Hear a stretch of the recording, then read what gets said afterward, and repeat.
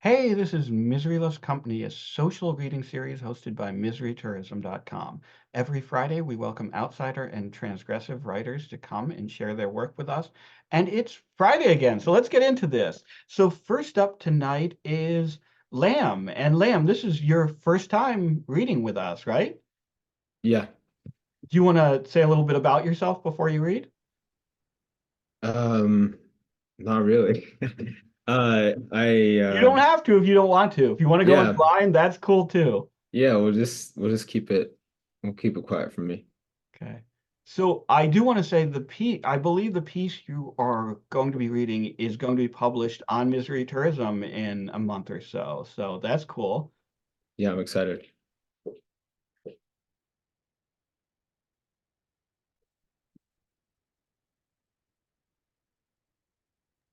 The floor is yours.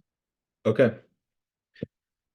So this piece is I think it's just one long sentence. So and yeah, it's called The Visit.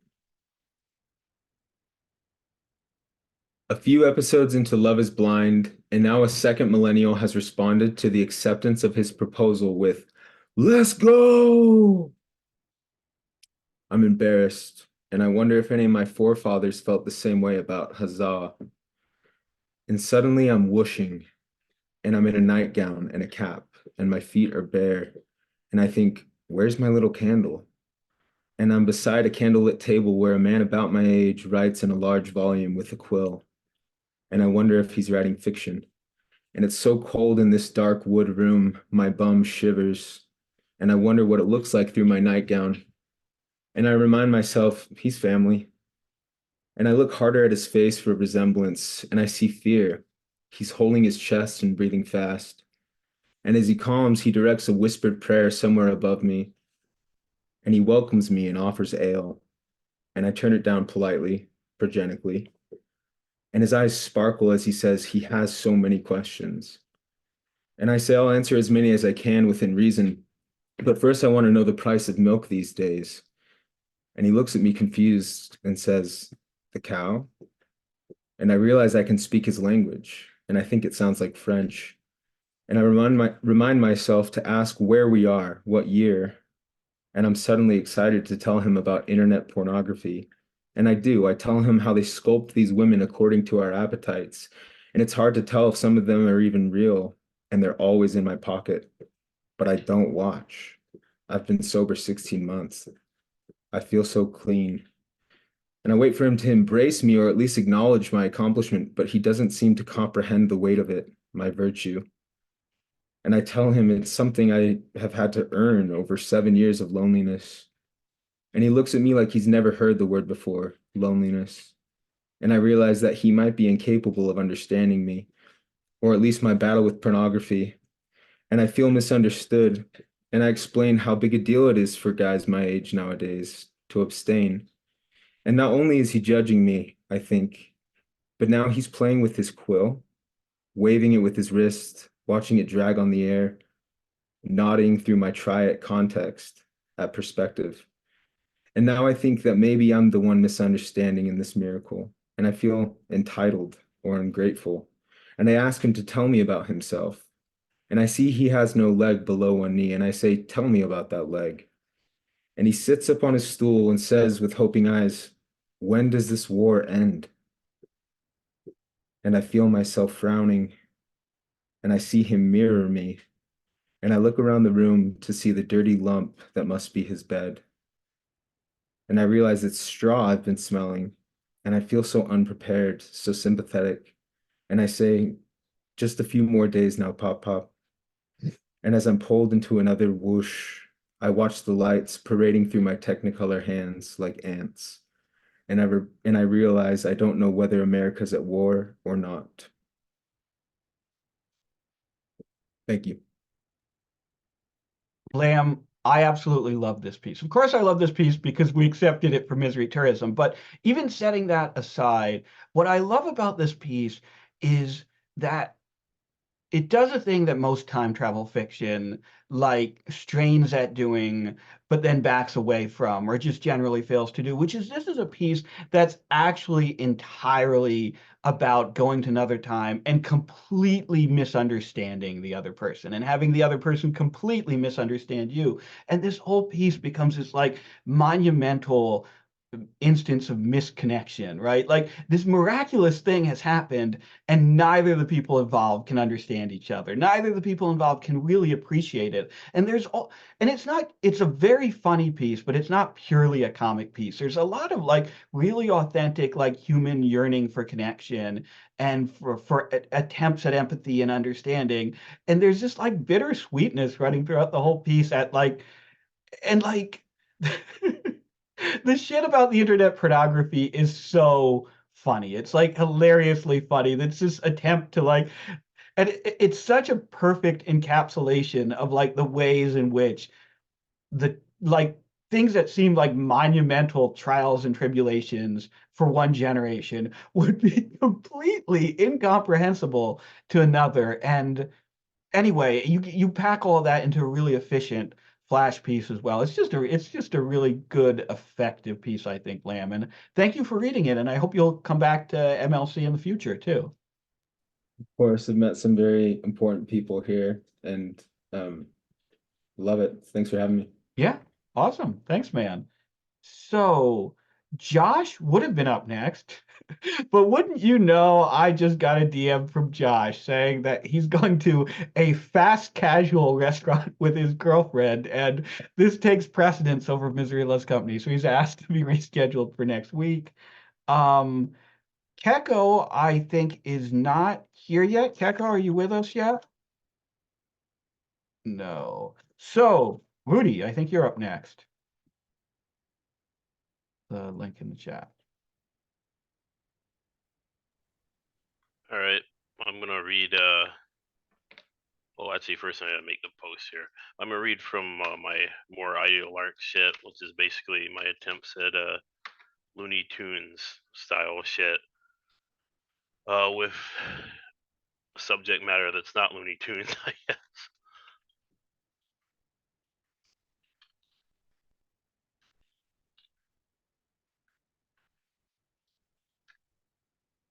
Okay, so let me get this pulled up on my phone here just a second.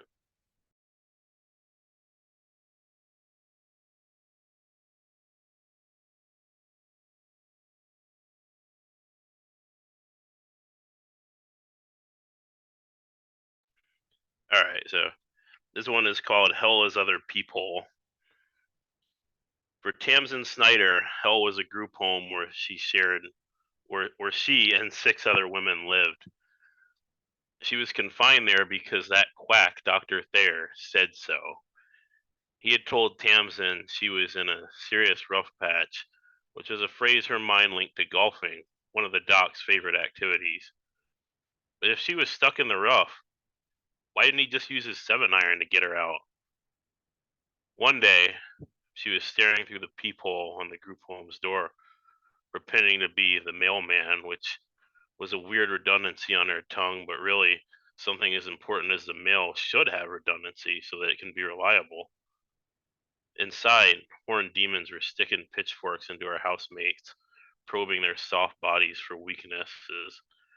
A demon named Bulbasaur was doing a strip search on Tamsin's friend, Quinny. He made her take off all her clothes until she was just skin and bone. He then made her take all her skin off until she was just a trembling skeleton. Last, he made her take off her bones. Then she was just a soul that glowed so brightly that the demons had to put on goggles. At some point, the post arrived. Thank God for redundancy. Thank God for redundancy. The mailman handed Tamsin a letter from Jesus Christ, which she read. Her mind's eye depicted what it said in a big cloud for the benefit of the audience, which, in this case, and in all cases, was the angels. Tamsin was walking through heaven. She saw the huge machine that put souls into people, crewed by a pack of cherubs smoking packs of Marlboro cigarettes. The Marlboro man himself looked on in a supervisory capacity, but politely tipped his hat to Tamsin. The cherubs were wrenching this big pipe that had the look of something on an oil rig. 2 of them worked to strap mechanical clamps around the center of the apparatus as the central pylon undulated rhythmically. The job looked physically demanding, and Tamsin was glad that her role as a mere woman existed only on the birthing end. But there was something wrong. As the pipe ejected the yellow gold crude of human soul essence downwards towards the earth, as this essence was reflected off a mirror held by another sig-puffing cherub, and as that reflected product was en route to a womb, whack! A huge golf club struck the soul stuff, sending it in another direction with great speed, and there was something stuck to it. The Marlborough man handed Tamsin a pair of binoculars through which she could see the outline of a human fetus. It barreled upwards at first, but was smacked, crack, with a baseball bat by a fourth cherub, at which point its angle declined sharply. Down, down, down it went. Tamsin looked up from the letter as the front door opened. An older nurse attendant with a mousy voice emerged and squeaked that it was time for breakfast. Tamsin stood just in time to see a younger direct support worker with a petulant scowl close the door on her face. How rude. She stared through the peephole again and splat!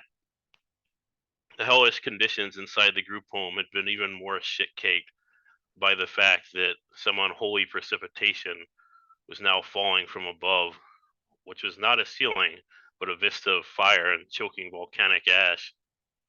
From the red skies, faintly yellow meteors were descending. They crashed against the hellscape, a twisted mess of crimson shag carpet and IKEA home essentials furniture made from bones, impacting with a nasty squishing noise. Looking closer, Tamsin could see that the meteors weren't meteors at all. They were human remains, splattering on impact to leave little hands, little feet, and half-formed skulls strewn everywhere. She withdrew from the peephole and looked back to the clouds above in disbelief, but the Marlborough man simply gave a sad nod and held his hat to his chest. Who was responsible for this? She screamed this question internally through gritted teeth as she ate her instant oatmeal in the kitchenette that reeked of mildew and misappropriated municipal funds, but not, at this present time anyway, decaying body parts. The television was on, and it happened to be showing people in the downtown area where they were protesting and stomping their feet for a just cause, or just cause. Some people were holding pictures of a man in a white coat that said murderer. Some signs said Thayer, the baby slayer, and Slayer was drawn like the band's logo to suggest a relationship between loud rock music and the cardinal sin. In the crowd, a familiar looking man dressed like a cowboy with a 10-gallon hat was smoking cigarettes. His smoke trails curled into an index finger, and as Tamsin squinted, she could see that it was pointing towards a building with a sign outside. Tamsin couldn't make out the lettering until the voices in her head started singing the five-man electrical band's Signs, and then the cast of the Muppet Show rushed into the kitchenette to perform the song, Animal ripping on the fucking drums, and then it was clear as a godless fortune teller's crystal ball, what needed to be done. Tamsin grasped for a purple marker and wrote love on her right arm like the dude from the anti-suicide campaigns told her he would do, but never did. And the men on the TV were telling lies, growing their uptone noses like Pinocchio, and so too was her love growing, the V sprouting into a point before her eyes. It glowed like the soul of her friend had glowed earlier that day. It jutted from her arm like a sword, and whenever the TV told a lie, it grew even longer and wider. Jesus and medication waged a pitched battle for the spirit of Tamsin Snyder.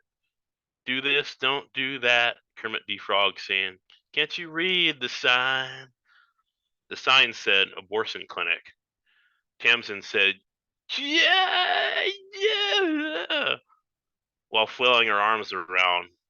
As she did, her glowing, growing energy sword cut the group home into pieces, forming a paper doll chain lattice out of the structure, which had essentially been made of nothing but red tape and forms in the first place. As the paper people accordioned out and walked away holding hands, The home's residents and professionals fled into the streets, never to be seen again. Quizzically, the front door with its peephole was left standing. Tamsin looked through it and tumbled through it, landing face down in hell. She beheld a mountain stuck in red haze. Animal discarded the drums and flipped a right-handed guitar into his velveteen mitts, then flipped it again so it was upside down like a crucifix. The mountain was a true rough patch, an impossible climb. Animal began to wail. The mountain was the stubbornness of apostasy made manifest, apparently. The guitar screamed Hendrix, "Wow, wow, wow." Tamsin stood up next to the mountain. She shouted down with the edge of her. This next one is called Lifesaver. Lifesaver was what Tamsin Snyder named her energy sword, the sword of the righteous that shone in dark places like back alley abortion clinics and the dilapidated shed where they stored the old animatronics at Industrial Light and Magic. When Thayer the baby slayer was scheduled to fly to Los Angeles in his private jet and attend an abortionist conference, Tamsin pretended she didn't care and that she didn't want to cleave him in two. This act was easy for a human being to pull off, and for the 3 to 6 hours that her morning meds kept her human, she was steeped in the character of a rational person who thought about shit like bills and calling her mom. Honestly, it was a harrowing performance. Imagine her surprise then at around 1:30 p.m. when Johnny Carson, who had been dead for a long time, walked into the women's bathroom at the Quick Fast she was washing up in and presented her with the Oscar for Best Supporting Actress. The house lights turned bright white, which allowed the 7 heroin addicts waiting in the blue to find veins and then subsequently to shoot themselves to the moon in thin glass rockets. Bon voyage. Tamsin was overwhelmed and immediately started stammering as Johnny lauded her for this persuasive feat of drama, which had, as some critic asshole would later opine, put a human face on mental illness. After thanking God and her mother, Tamsin finished brushing her teeth. That's when it dawned on her. Wait a minute, she thought. Johnny Carson is a man. What was he doing in the women's room? Pervert. Tamsin was fucking done pretending. At least she was done acting. She pretended to not be afraid of black men in order to catch an Uber from driver Jamal to the airport. Bad feedback left, scary rapist. She then pretended to be a Learjet mechanic so that she could get close enough to Thayer's plane to catch sight of the bastard. She then pretended to be an in-flight stewardess after beheading one of the actual ones and shoving her body into a luggage rolly, which she processed as a check bag in a piece of truly sublime method acting. It was hard to hide the massive energy sword sticking out of her arm, but no one had lied in front of her for a while, so it was still small and manageable. When the flight was in the air, she served crackers to Thayer. When it was wine o'clock or beer 30, as they say in some parts of Florida, she offered alcoholic spirits to the doctor, which flew out of their open bottles with ghostly glee and jumped right into his open mouth. At the witching hour, Thayer became intoxicated, took off his doctor's coat, and started saying inappropriate things to women on the flight. His face, which was already bloated and red from the beverages, turned piggish, then into a straight-up hog. He danced around with the light in between the narrow seating rows, and lines were blurred like that Robin Thicke song. He slapped Tamsin's rear end, and let me tell you something, he sure wasn't her mother. The glowing energy sword was soon to the neck of the physician, and the word physician is wreathed by quotation marks here because he was actually just a murderer. Tamsin thought of the hard truth abortion video in her mind and pointed to it while making an angry face. Thayer made a "wah" expression. The lifesaver grew. She thought of the 608,000 abortions that happen every year and pointed again. Denial. The lifesaver grew. Tamsin was in the mood to give him one more chance, like Biggie, since this plane was going back to Cali. She thought of God, which bathed the plane in light because God is just pure illumination. Thayer squinted, but got the idea. The hog, whose face had now turned worm-like, nodded to save his wretched annelid existence, but like Earthworm Jim 3D, the play was uninspired. The lifesaver grew, as did Tamsin's smirk. But as she raised her sword to behead the fiend, the bad doctor whistled and a platoon of heavily armed men hustled out of the bathroom. As Thayer hid under a seat, the sword grew brighter, and Tamsin turned her attention to the army that had somehow been cohabitating in the small plains bathroom, obviously homosexual, obviously sinful. Bullets with faces flew by while questioning God as if reality was a flyleaf song, or ricocheted off the lifesaver to create little spark trails. Occasionally, the shooters, who needed to stop rebelling and just come to God already, were struck down by their own shots. This is something that has also happened to more culturally significant rebels who play around on the stage with firearms for our entertainment. Rest in peace to Kurt and the 12-ish guys that Vader killed in that dark hallway. Like Lord Vader, Tamsin was breathing hard after running through an entire militarized flash mob. But where was the Dr. Baby Flare? Weightlessness. Noun. The state of having or appearing to have no weight. The fact of not being affected by gravity. If the definition of weightlessness had an image attached to it, it would look like Tamsin Snyder at this moment. I guess the contents of the plane, the food cart, the dead bodies, the shell casings would also be included. But a good picture is 1,000 words. I'm trying to stay within the limits of Flash here. The point is, Tamsin was floating because a doctorial someone or other had taken the controls and put the plane into a nosedive. Tamsin had the urge to put on Thayer's abandoned lab coat so she could do twirls in it, because lab coat goes spinny. And she did. In zero gravity, this looked pretty cool. Speaking of zeros, the plane kamikazed into the academic conference. Thayer managed to bail out from one of the side cockpit windows and open an umbrella, which allowed him to waft gracefully onto the floor of dead ex-Planned Parenthood. As the audience roared, Tamsin was able to land the spiraling tin can by never letting on that she was on a sinking ship, by never letting on that she was down. Pow! Okay, maybe none of that worked, but you have to admit those lyrics by Billy Corgan are pretty sad. While Thayer presented a chart on how to most efficiently do a third trimester assassination, reading off of a teleprompter operated by those two demons from the Jack Chip comic, you know, the two that crawled inside the kid and made him gay, Tamsin limped from the wreckage into the bathroom. Rocket ships from the moon were coming back down, just like the addicts who crewed them. Tamsin stood in front of the mirror and wiped her mouth. Star Wars wipe. During the credits, where I list several serial numbers of the 1,300 OpenAI owned graphics cards that inspired this, and none of the human artists, Tamsin pulls herself back into reality to think out loud. Wait a minute. I'm only a supporting actress? In my own life? And that's it.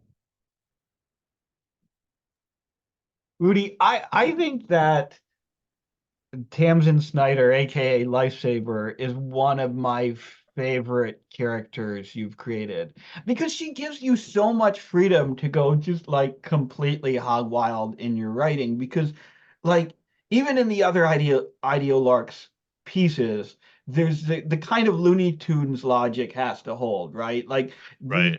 these are the reality is warped, right? But the reality is warped according to certain rules, and the characters have a clear perception, for the most part, of that warped reality. Maybe it's additionally warped by their ideology or whatever, but they're still perceiving this fucked up reality in a relatively like clear-headed way. But with Tamsin, like you have the Looney Tunes logic of the world is fed through the additional filter of the fact that she's schizophrenic, right? Of the fact that like Yeah. so anything that, and of course all of this is like in unreliable narrator territory. So anything that happened in any of these stories may or may not have happened. And there's a lot of ambiguity there just because the reality that you've created is so warped as it is, right? So, like, did Right. Johnny Carson walk into the bathroom? Probably not, but It's it's like, who also knows? not entirely out of the question.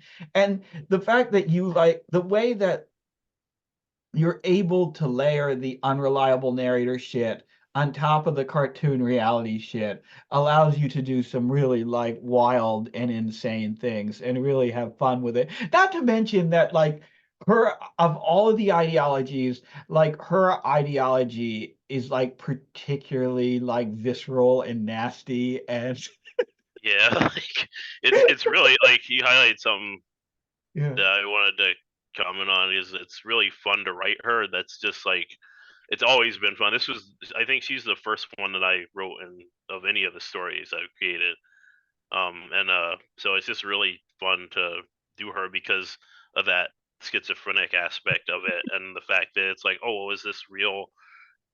Is this real and like even in the in universe reality? Like, it Right. doesn't make any sense. Like, And one of the great things about this piece, and you do it in some of the other pieces with her too, is like when she gets to the point where she starts to question whether something is real or yeah, not, like the ideology slides in, like like yeah, she questions when it's like, hey, wait a second, why was Johnny Carson in the bathroom? It's not like, wow, he's been dead for 30 years.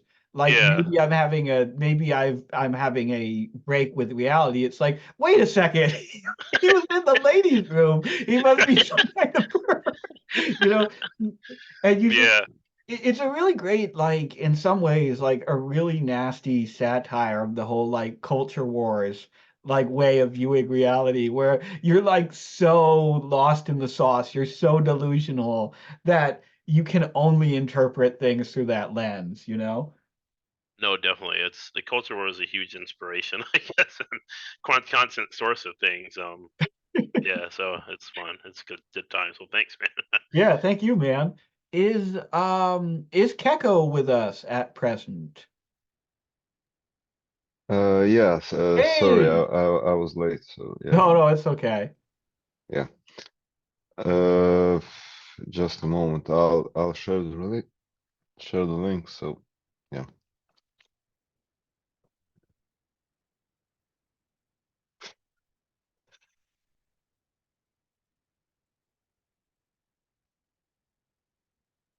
Hello. Uh, so the title is Inside You there are two pulp paragraphs. S is a globe, a noble quest. I'm looking for the next, not the best, because I'm young. I believe frogs can jump out of the cauldron. I pity those who are boiled. I worship the buttocks that vibrate like the vocal cords of the sirens, of course. I see one now. A good ass helps a person to walk fast and long. A great one sings me a song and I walk faster. The owner senses my approach, a mark on her behind. Black hair, white teeth. Who pounds you? I see. The owner seats back, no breath for decline. All legs run into me. All lips whisper your breath to me, and if I'm drunk enough, you may call it dragon's heat. Teeth. If you'd steal my cock tissue, I wouldn't make it an issue. I'd still come to the festivity of meat. Yes. I'm so old, my hair is running to find shelter in the ears. So old, I'm gonna rhyme it with years. So old, my answer is a compulsive no. So on and on old, I can't even smile at a girl on the street. Take a good look at her ass and proclaim gladly anymore without being surrounded by boring evil eyes and gasps like gas hissing farts. I couldn't even fuck Jesus without someone pointing, look at those two. He's old enough to be his father. So old, so long. Sold my soul to rock and roll and other worn out lines. I'm sold I keep coming back. Not a person anymore, just a conglomerate of habits. And I just keep on growing old, faster than a butterfly. Yeah, that's it. Gecko, I have to say, before I like talk about this poem more holistically, No, no. You fucking murdered me with the like so old I couldn't even fuck Jesus without someone pointing, look at those two. He's old enough to be his father. That that that's fucking inspired. I so anyway, setting that like inspired that absolutely inspired and hilarious moment in the middle of that one stanza aside, I love the way this piece sets the two stanzas against each other. I love the way you introduce it as being like two pulp paragraphs, right? Like you're setting expectations for what people are going to read, and then that first stanza delivers on people's expectations, I think. It's like, oh, okay, you're expecting a piece of pulp. Well, like here's like this Yeah. salacious paragraph about this woman's ass. And don't get me wrong, it's good. It's that piece is still witty, it's still effective. There's a moment in Yeah. that stanza that really reminds me of one of John Berryman's dream songs, the one where he's like making eyes at the woman at the restaurant across at the table next to him or something, and he's like, um, and she's there with her husband, right? And there's this really great line that I can't remember in that poem where he's basically like, if it was not for her husband and the five other people seated at the table, I would have sprung on her, right? And there's that Yeah. same kind of energy in this first paragraph where it's like, well, if it wasn't for the universe, if it wasn't for all of that, like I would just go after this right now. But what I love is the way that second stanza totally undercuts everything in the first stanza, right? Like totally deconstructs it, totally shreds it, and you're left with like this real sense of loss and self-loathing, and all without the piece like ceasing to be funny. I mean, it remains really funny throughout, but the humor of the two pieces is like at cross purposes in this really, I think, wonderful way. So yeah, it's a great poem, Gecko. Thanks. Thanks. Yeah. And Andy's up next. Okay. Do. Hey Andy, how's it going? It's going good. I'm gonna read this piece. It's called Tense. Can you hear me? Perfectly. Hey, you sound good. Andy, what's your at on Twitter? I'll put that real quick. Okay. I had it, but I lost it. Sorry. So there's my answer. Tense.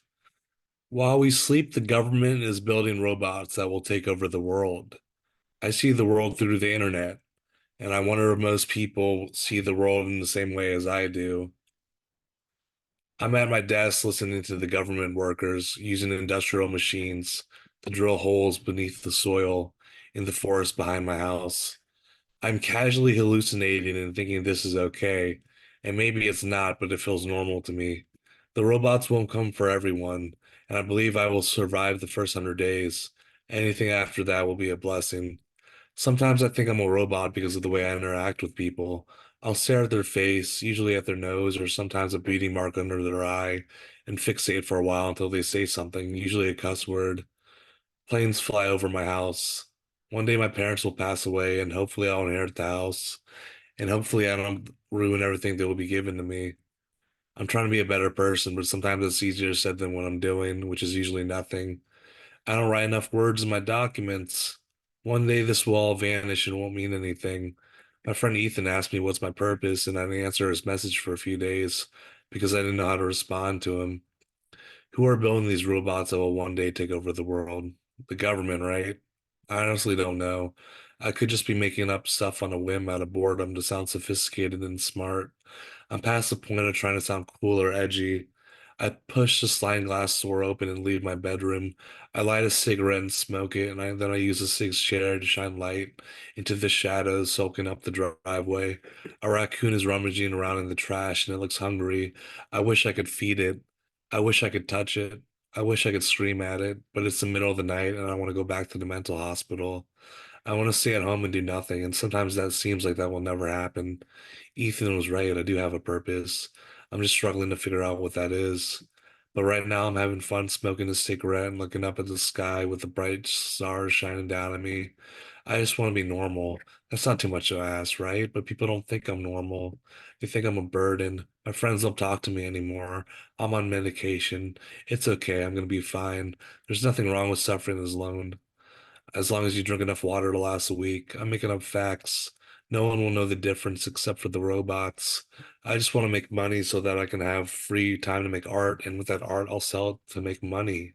It's a cycle, and that's not the right perspective, but at least I have one, right? Nothing is original anymore. Everyone is copying each other and posting about it on TikTok, knowing it's the trend as they try to control the algorithm. I'm just waiting for AI to destroy the earth, scorch it down to a pulp, and announce the second coming of Twitter is here. I don't want anyone to read these thoughts because people will think I'm crazy, and they'll get taken to the doctors and they'll put me in a secure room where I'll suffer alone with only a jug of water to drink. Making up shit is easier than you'd think. I'm struggling to picture a world without my family. They're all probably struggling to see me for the person I am. It's fun to write nonsense knowing no one will read it, knowing I can escape this torment by recording my innermost tragic sense of self without having to be extra careful. Maybe I should take time and smell the flowers. Maybe that's the only way I'll receive my flowers.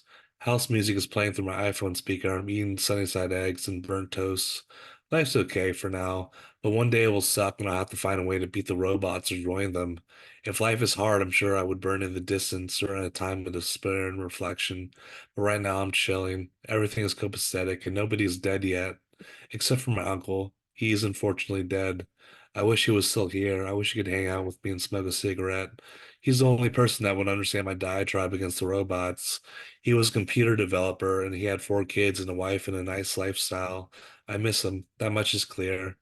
Uncle, come back. Let me know you're still here. Music allows me to enter another realm, and there the robots won't be able to reach me, even if they can interpret and feel the music as well. But now the robots are composing the music we hear on the internet. Hopefully, the robots won't find me in a depressive episode. I'll probably be feeling joyful and manic and living my life in a dangerous but positive way, if that makes any sense. I'm horrible at keeping in touch with my friends and family. I should reach out to my cousins and see how they're doing, but I never do. And this time slips by in tiny blips and in larger gaps, and before I know it, the world has changed, and I am an old man. I am a diatribe. It's chilly outside. I'm sitting at a table on my back deck listening to indie music while the chimes play in the background. Coffee lingers on my breath, and I'm beginning to crave a steak burrito, but I don't want to go to Chipotle. I don't want to shit my pants again. I wish I had more money than I could have so that I could buy cool shit, and there would be an explosion of dopamine in my head, filling me up with happiness. I've found wanting a new lifestyle. I don't want to get high and do nothing with my time. I want to write and be active, or at least have fun trying to write interesting, harrowing pieces of art. I don't know. I do find it easier to write in the present tense, to sentences flow out of my mind and onto the Word document at a better pace. It's like I could have been doing this earlier, but I chose not to for some reason. I used to write in the past tense because I believe that's what literary writing was supposed to be. I was going for a certain aesthetic that I know now that isn't the best way to go about things. I'm hoping to find clarity with this new style I'm going with. Maybe I should just write everything in the present tense. The music plays random songs that feels good to my head. I just want to be seen, be heard. That's probably why I want to be published. It sounds cool to have a book out in the world, but maybe that's not that important. What's important is feeling good about writing a sentence and getting it out in the world. I'm just gonna keep having fun writing, having fun. That's what's missing in my life, the act of fun writing. People, writers in general, take writing way too seriously, and then it's not fun anymore. It gets stale and boring and weird and hateful, and then everyone gets to cloud chasing. Less time should be spent on delusions of grandeur, but I also like to dream that anything can be possible. Is that okay? To think of dreams while still awake? I miss my friends. One day I'll die and become a robot in the afterlife, and then I'll get to live forever and see the world crumble into ash, and then come back to exist as a bird's egg. That doesn't make sense, but that's okay. I'm here for the cringe. I like the idea of making mistakes and not trying to censor myself from doing things that are chaotic and obscure. I don't know if anyone is reading this, but you too can be chaotic and obscure, and that's totally fine. Just go with the flow, have fun. I think I'll go back inside where it's warm and spacious and read a poem. Too many people live long and monotonous lives. I just want to do me and be what I want to do, and I don't hurt others or hurt myself in the process, and that should be okay. I'm trying to soak in the sun before I go inside, listen to the birds as they chirp and sing, and then life doesn't appear to be so hurtful anymore. It's been weird changing my perspectives on things in the long run will serve a purpose for me. When the robots read my writing, they'll understand I never meant to hurt your feelings, but I just wanted to understand you because I think there was a time when you understood me. I'm trying to change my life and become a happier person. I buy a blue vape and I smoke it. I pretend my lungs are hurting less, and hopefully my wallet will have less of a dent in it. It's nice and cool outside with a little sun peeking out of a huge umbrella, which covers my back deck. A faded blue raven is cawing at the top of the decaying oak tree in my backyard. The chimes are playing their final swan song. I breathe in deeply and feel peace at myself. I remind myself that little changes can make a big difference in the long game of life. I don't know, and that's okay to not know if this feeling could go on forever. I just want to feel the breeze kiss my skin and smile. I close my eyes and think about the present, feeling better about this turn of events. My bones hurt now, though. My back is sore, crooked from sitting in this chair and typing out my thoughts and feelings onto this word processor. It's not even fun to get high anymore. At least that's what I'm starting to realize. I just want people to be proud of me. I'm so pissed I wasted so many years just getting high and fucked up around the people I love most in this world. But I can change. I really can for the better, for good this time. Being the urge to relapse and collapse on my knees. Clear thinking is here now. I know that much. And hopefully I can get my act together and learn to forgive myself for being such a screw up. When I'm high, I act like a robot, literally and figuratively. I become withdrawn and less sure of myself. I make mistakes. I do stupid shit. Regrets build and accumulate in stacks like empty baggies. I can do this. I can win. I can beat the odds and live a great, fulfilling, and beautiful life. I just gotta trust my gut and stay away from that shit that will hurt me in the short and long run. I'm ready to change. It's a big day for me. I'm trying to get my shit together so people won't be afraid of me for being an idiot. I haven't seen my mom smile in 12 years. It's always forced awry. I want her to love me. I want my dad to love me. I want my sister to love me, but I can't do that unless I love myself. And I think that was a problem all these years, the lack of care, the hatred, the disgust, the frustration I had for myself. It could have ended me a long time ago. I could be dead, but I'm not. I'm alive. I'm at a turning point in my life where I can make these dreams into reality, right? I just have to believe in myself, have courage, conviction. I'm so close to changing from a fat cocoon caterpillar into a marvelous butterfly. I'm gonna stay on the right path, but I need help. I need your help. I need to get things in perspective. I can taste the change, quenching for a new reality. Fix yourself and you can fix the world. I hope you aren't mad at me anymore. I hope one day I will stop acting like a robot and one day I'll become a human again. The day is today, I can see it. And as I look at the sun, I realize it can burn me or give me warmth, just enough heat to blaze this new amazing trail into the world. I'm making the change today. I feel stronger now. The robots won't hurt us anymore. We become human once more. That's it. This is fucking fabulous, Andy. I love this piece so much. I I adore the way this piece is constructed because you're doing it's so hard to write about mental illness because people assume they know what mental illness is, right? And people assume that a piece about mental illness is going to be like strictly or primarily about how delusional the narrator is. And what you're doing here is so fantastic because you disarm the reader right off the bat. Like you front load the delusion, right? You front load the the their expectations, like the stuff about the robot apocalypse and all of that, and you convince the reader that this guy is nuts. But then you tear that apart because there's so much lucidity in this. There are so many, such large sections of this are like pure, undiluted, lucid, cogent human emotion. Like the shit we all go through, the anxieties we all have, the fears we all have, like in a really like without any attempt to like falsely obfuscate that behind the mask of mental illness without any attempt to like really pathologize that stuff. So you have like these long sections that are like the bearing of the soul. And then just when the like the reader or the audience is like, oh yeah, this guy, he's like me, I get it, then the robots come back and the reader has to like reckon with the delusion. And there's a wonderful passage in here where you essentially penetrate the fourth wall entirely and you start to talk about the act of writing and how frustrating it is to like all of the, and I don't remember exactly what you said, but basically the facade of writing, all the calculated clout chasing shit, the persona building.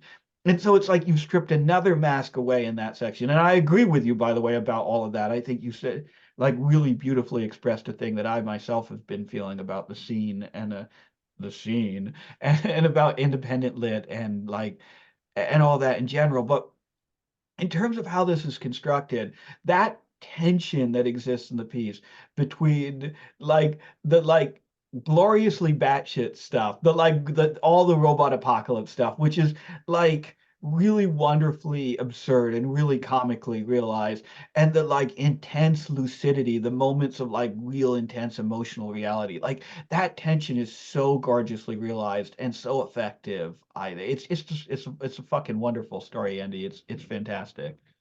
Thanks, William. That means a lot, man. I Yeah. really appreciate it. Yeah. Music tourism. Misery Tourism, we're back. And we're looking forward. By the way, Andy, you're going to have a piece out with us. I think I said, did I say May? I don't remember what I said. It Like may late May. April, May. Okay. Yeah, and it's the fly piece, which you've read a few iterations of like here. So I'm excited that we can finally be giving that a home. Yeah. Nah, man, I appreciate it. And thanks for like giving this space for like writers and artists like to share their work and their, to roast each other and stuff. Nah, it's great. It's really Yeah. great. Thank you, man. Thank you, man, and thank you for reading. And Kat is up next, and she's going to be reading some poems by Cletus Crow. Yeah, okay, so hopefully I do these justice. I'm gonna read this one first, Ars Poetica. I don't know about beauty and it hurts you. I'm more interested in my grandpa's uncircumcised penis. He had fallen in the shower. You say I have herpes of mind, a psychic ailment that manifests itself physically due to dark power. Most people aren't so infected. In weaker moments, I wish poetry was for everyone. You should ask my parents how I became a perverted shithead, but they would just cry. I like it when flowers die because I'm still alive and in color. We are more than our possibilities. You watch that Twilight Zone episode where half-pig surgeons consider perfect looks a disfigurement. I'm sorry. Truly, I am a little boy. And then this one is called Therapy. My therapist says I should clone myself so I can kill myself without dying. Only then, with my hands around my neck, will I find a reason to breathe. My therapist says whichever version of me wins the fight will be stronger for it. Only then can I enjoy sunsets, love my dad, and know I'm lucky I'm alive. First of all, thank you, Kat. You did a great job reading that. Cletus, man, oh my God. By the way, I am reading your book now, finally, because I'm supposed to blurb it. And I am I don't know if Cletus is here now or not, but he'll watch it on the video anyway.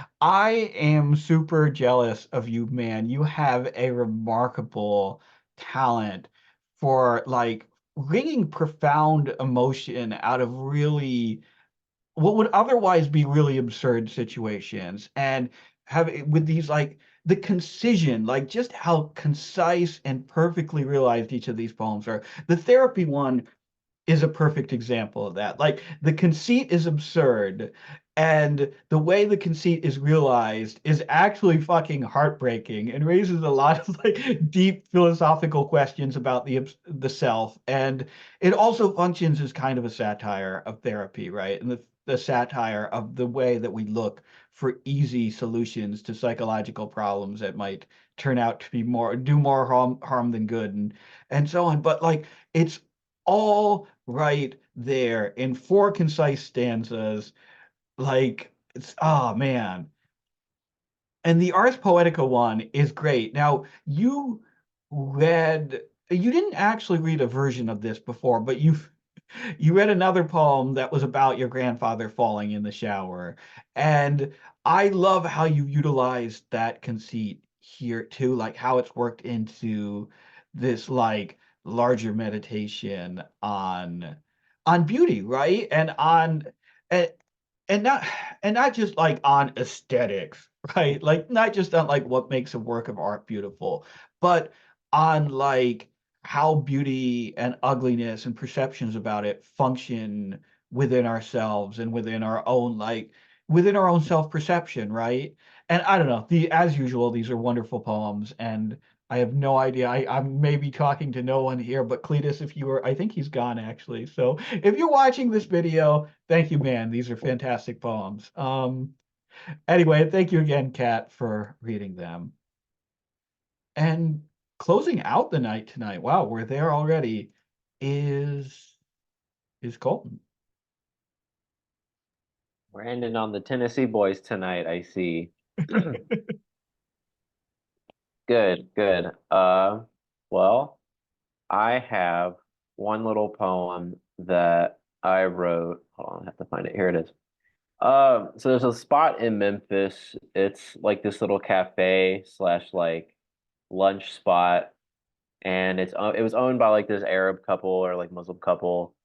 And it's called the Little Tea Shop, and you never got the tea when you got there because it wasn't that good. But everything else about that place was really good.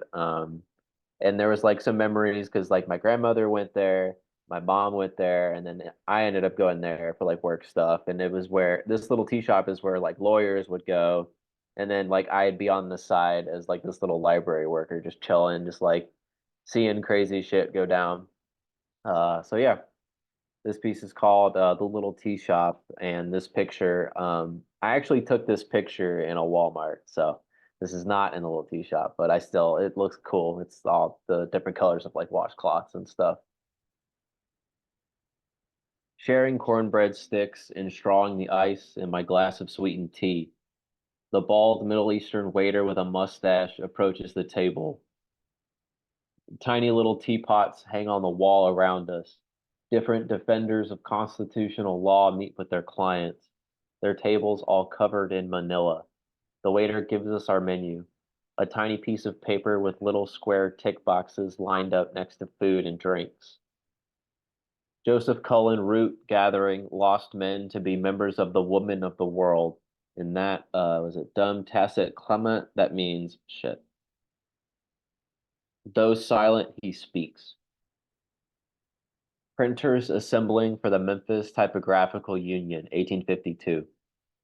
Come on, don't mistake your balls for your asshole. Just order what you like. I am a cinnamon roll in a hot baker's oven, rising with the heat. My swirl is puffing up. My bottom is crisping. I am flexible, a fluffy body model. Glue-like cream cheese icing slides down my rounded sides. Oh, why don't you go fuck yourself, Jim, you old kite? Don't worry about the mess. I'll see you next week. Shukran. Skateland in 1974. Teens on rubber wheels. Only the advanced rollers on their heels. Kids bent back as low as they can go as the booth DJ plays rhythmic rink disco. The white skating shoe sign with red feathered wings still sits there off summer on top of a rundown building. Mishimoto Cooling Systems koozie, Canadian flag koozie, Nightmare on M Street Halloween party koozie, Drunk Native American robot koozie, Evolve Bank and Trust koozie, Bougie Upscale Market koozie, Metrosexual Man Cave Hair Salon koozie, Orange Spooky Pinball koozie, Depository Library koozie, Chinese Restaurant koozie, Bontai Restaurant koozie, Mid-South Literacy Fundraiser koozie, Memphis Grizzlies Playoff koozie. Waiting for my food, I close my eyes. I'm walking down the middle of a green field, and when I look back behind me, I cannot see the path that I created because the grass is bending back up. My footsteps aren't that heavy, but I look ahead knowing that I put myself across the pasture. Great American RV Superstore koozie, www.rickcampbellauthor.com koozies. The more beer you have, the more friends you have. Buster Hammond, and that's a liquor store in Memphis, Buster's. This is where your grandma used to take me. Uncivilized explosion threats at the corner table. Guilty plea over insanity. I have your word, and you have mine. Each and every line. The fall, being on both sides. Listening to people of all ages cry. I'm Socrates corrupting the youth. I'm like Desad, carnal and uncouth. Well, down here, y'all's like royalty. Dijon mustard, black-eyed peas, bomb. Al Reyes beer, I don't know how to pronounce it. Cucumbers, sliced. Nestle chocolate chips, pistachios, finely chopped.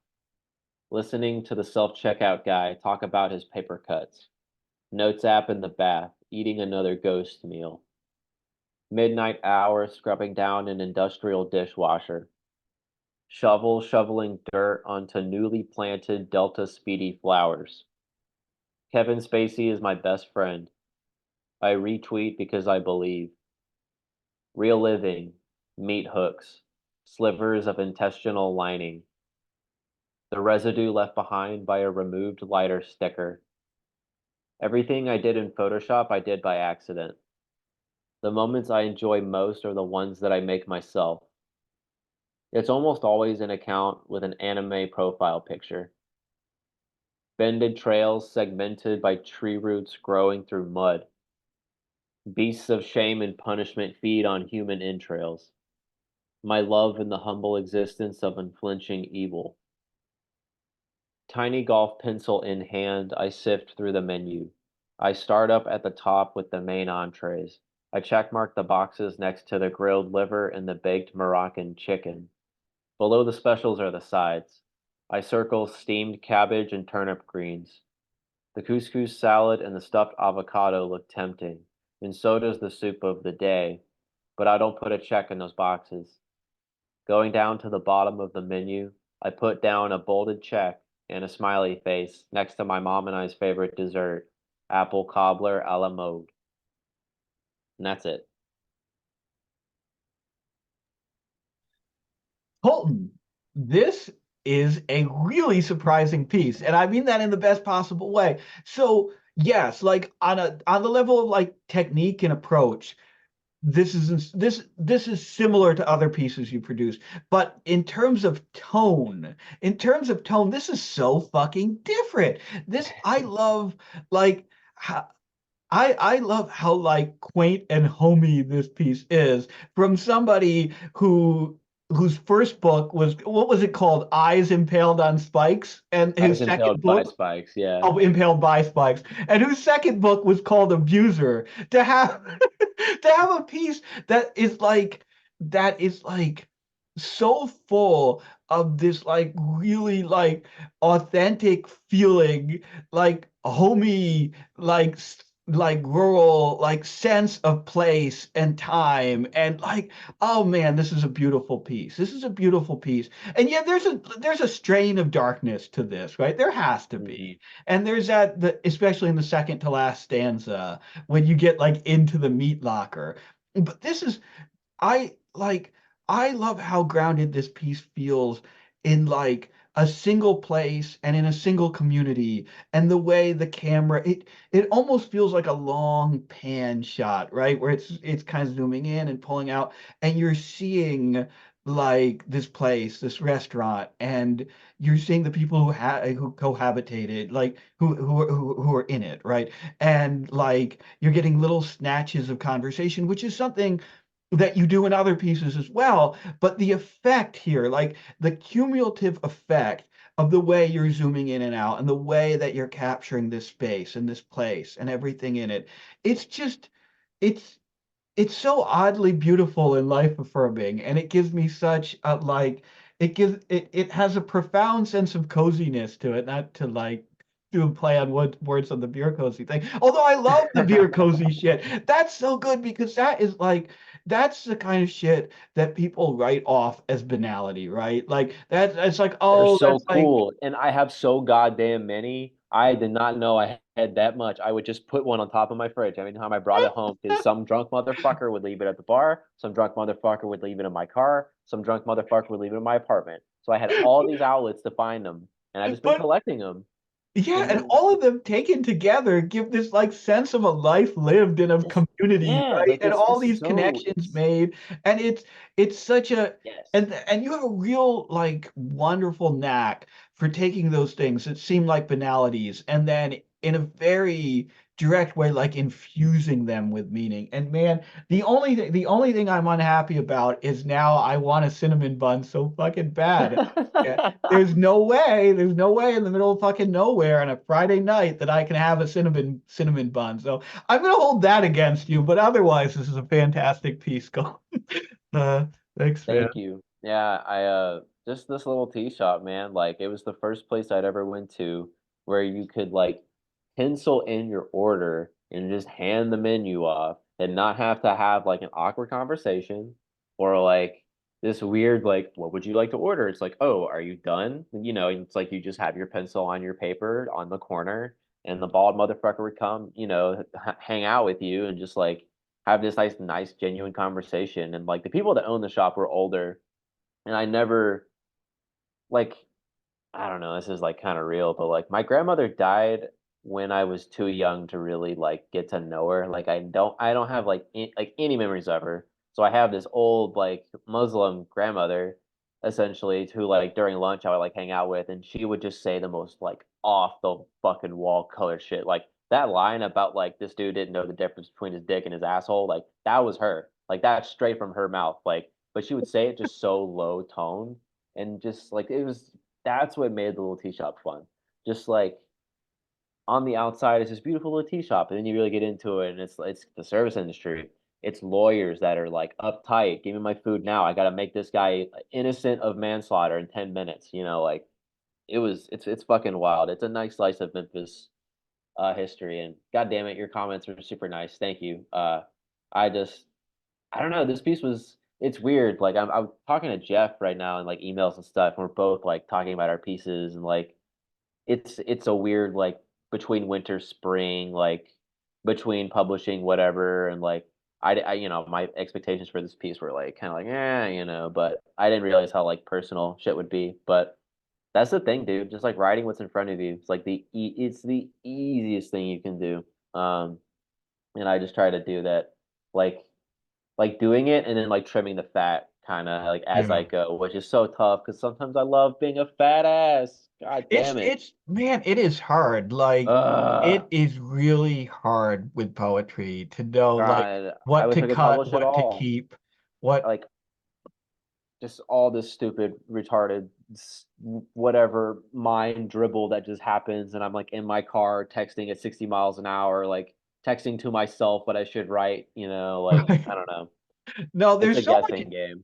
there's so much like agony in the act of creation, and there are so many ways you can fucking struggle and trip yourself up. Why either like the filter can be too like fine grained to the point where you just can't get anything out, or it can you can be like you can you can like put a whole bunch of shit out and then worry about like, well, I need to cut this down, like what works, what doesn't. It's an agony, but I really like this direction that you've taken in this piece and if this is like the jumping off point for your next book or for the next like stage in your development or whatever, it's a really fascinating one.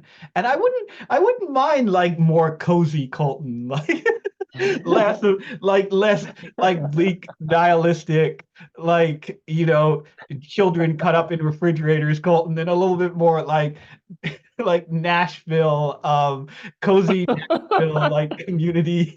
There's two wolves in me, man. There's Memphis Wolf and Nashville Wolf, and I Nashville Wolf is like, no, I'm not in the equation anymore. All I right, I man. I need to try to do that. I don't know. My next project will be a mystery to me, but I know that I will submit to misery tourism because I am very glad that y'all are back. It didn't feel like y'all left, and now it doesn't feel like you're back. So it's like things never changed, except now I don't have to wear a mask when I go outside. So Yeah. it's good to be alive, and it's good to see misery tourism back. Yeah, I mean, maybe it will feel a little different when we actually start publishing in a couple weeks, but Right? You're like, oh my God, this is the fifth piece about fucking dictator incest that I've read. I want to kill myself. So yeah, just good luck. yeah, I will say the submissions, we've gotten a real variety of submissions so Oh, I far, bet. and I'm happy with that. Anyway, thank you, Colton, and I believe that's it. I will actually, if anyone has a piece that they're dying to read, it's a little early in the night, so if somebody does have something they want to read, they can put that in the chat now in the next minute or so. Otherwise, oh, Brandon's got a quick piece. Okay, cool, man. I'll turn the mic over to Brandon then, and if anyone else has something they want to read after Brandon, just say so in the chat. If not, we will close up after Brandon. All right, the floor is yours, man. All right, this is just a quick piece. So I'm going to try to not depress everybody this time. This is actually a funny Fingers one. crossed. So this is actually based on an actual story and an actual conversation that I've had. The names have been changed to protect the innocent and the guilty. So it was a day like any other in this sleepy little town. Sunday afternoon, a cool 40 degrees with a gentle breeze and an unusual amount of sun for this time of year. I was headed into my favorite spot to relax, a little hole-in-the-wall vape bar on Main Street where a good friend of mine from college worked. Hey, how's it going, man? I was greeted at the door as soon as I walked in. Not too bad. Got to take a trip for work this week, so I figured I'd stop in, make sure I had enough supplies on hand. Oh, no shit. Just need coils or liquid too. Sean got up and walked behind the counter, already reaching for the usual items. Probably both. Cool. What kind of trip is it? Thought you worked retail. Yeah, it's a bullshit training seminar. I'm riding down with my boss and her boyfriend, free night at a hotel, and I get paid at least. I swipe my card at the register and we walk toward the chairs in the large bay window that surrounded the lounge area. Oh, no shit. Your boss seems cool. I met her at the bar a few weekends ago. Who's she dating these days? This dude named Matt. Matt Frost, I think. Cat fucker? The words made something in my brain stop working for a few seconds. I looked Sean in the face and did the only thing I could process at the moment. Did you just say cat fucker? Yeah, you didn't know about that? Matt Frost, the cat fucker. It was all over the high school. You gotta remember, man, we went to college together, but I'm almost 8 years older than everyone we went to college with. I have no idea what you're talking about. Shit, I forgot. Yeah, let me rewind a bit. He's like 2 years older than me. Dude, it was literally carved into the desks and lockers and shit. Matt Frost fucks cats was everywhere. That's gotta be an urban legend, man. No, seriously, you know Josh, right? He walked in on him. He's the one that spread the word. They were like best friends coming out of middle school. He was supposed to hang out with Matt one day, got there early, and walked into the freak's room to find him with a jar of Vaseline on his desk and this yelling cat in his lap. No fucking way. That's bullshit, man. I don't believe it for a second. I'm not joking. Josh said Matt got so spooked he dropped the cat and the thing couldn't walk, just cried in pain. He ran the fuck out of there and down the block to get his buddy Jake, and they went back. When they got there, the cat was dead in a pool of blood and Matt was crying in a corner. He fucked the cat to death. You gotta be fucking kidding me. I wish I was, man. Hang on, I'll call up Josh and he'll tell you.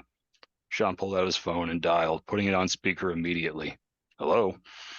Hey, Josh, I need you to tell that Matt Frost story for a friend of ours real quick. The cat fucker story? My eyes went wide and my throat went dry. Sean wasn't bullshitting me. Nah, man, I saw that weird fucker myself. He was using that cat thing like a fleshlight. His parents pulled him out of class for a month, almost had to move to his new school district. Come to find out, it wasn't the first one either. They had like 4 other cats that all died under mysterious circumstances. Oh, Jesus Christ. My boss is dating this freak, and I have to spend 6 hours in a car with them this week. Wait, your boss? Gina? Dude, you're not serious. Yeah, I don't think she has any idea about this. No, that's not what I mean. That was the name of the cat I walked in on him fucking.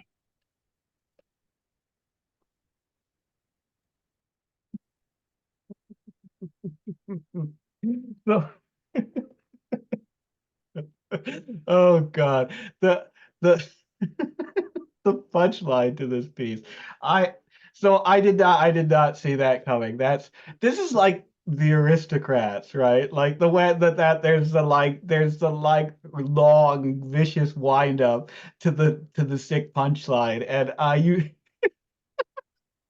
you delivered it impeccably. And I think you get at something like every small fucking town has like urban legends like this, and who Oh, yeah. knows if they're true? Maybe they are. Like, because every small town is also full of fucked up perverts. So like, is Exactly. and so you like it's so like there are individuals who get trapped in a town and live their entire lives under a cloud of weird suspicion, whether it's earned or unearned, right? And I think you get at this in a very like direct and very funny way in this piece, the way that the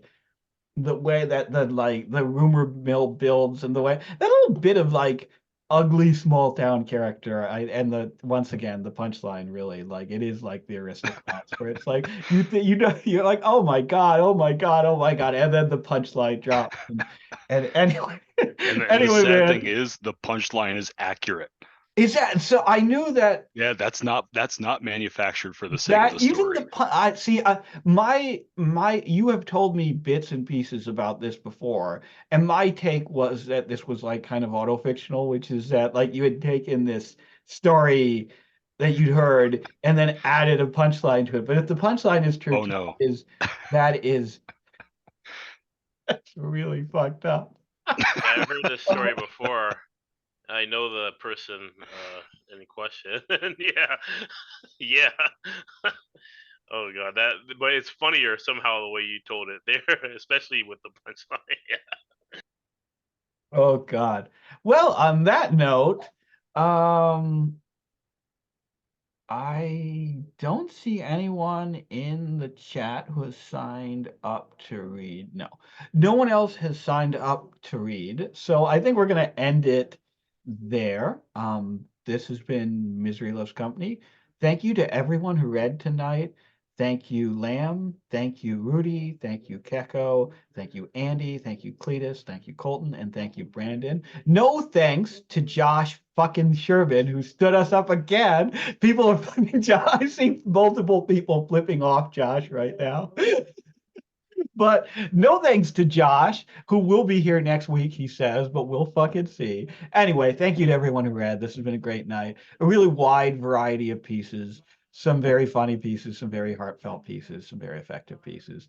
Anyway, we do this every Friday night, 8 p.m. Eastern Time, 5 p.m. Pacific. Anyone is welcome to come and join us. Anyone is welcome to come and read their work if they would like. We tweet out the link just before we begin from our Twitter account at Misery Tourism, all one word. And that's it, guys. That's it. Thanks so much. Fuck it. We're done.